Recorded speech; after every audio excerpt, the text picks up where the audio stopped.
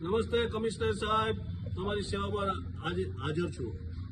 સાહેબ, આજનો વિષય છે કીર્તિ મંદિર મહાત્મા ગાંધી. સાહેબ, આ મહાત્મા ગાંધીનું કીર્તિ મંદિર છે.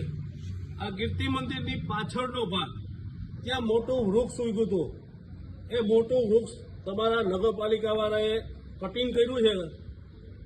અમે એનો કોઈ વિરોધ નથી કરતા, પણ કટિંગ કરીને આ મલબો અહીં નાખીને વયા ગયા છે. તો આ સ્થાનિકોનો શું વાંક?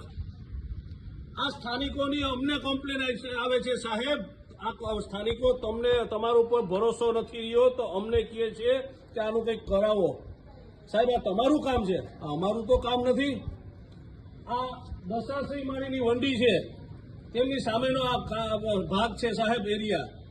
આ સ્થાનિકો, આ નાના નાના ભૂલકાઓ, એ અત્યારે એના ઘરે જવું હોય તો અત્યારે રસ્તો બંધ છે ને પારી ટપીને જવું પડે છે, પારી ટપીને. આ ભૂલકાઓને પૂછીએ, દીકરા તમારું ઘર કઈ બાજુ છે?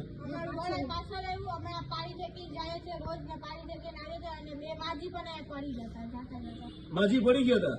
આ રસ્તો અત્યારે કેવા માટે બંધ છે? વૃક્ષ પડી ગયું કે પાડી ગયા? નગરપાલિકા વાળા ને. તો આ રસ્તો પેલા ચાલુ હતો? આ રસ્તો ચાલુ હતો. આ ભૂલકાઓ ઈશ્વર સમાન કહેવાય, કઈ ખોટું તો બોલે નહીં. સાહેબ, સાહેબ, આ ભૂલકાઓનો શું વાંક? હાથે કરીને એને હાથ પગ ભાંગવા છે. આ આપણું આવતું ભવિષ્ય છે સાહેબ.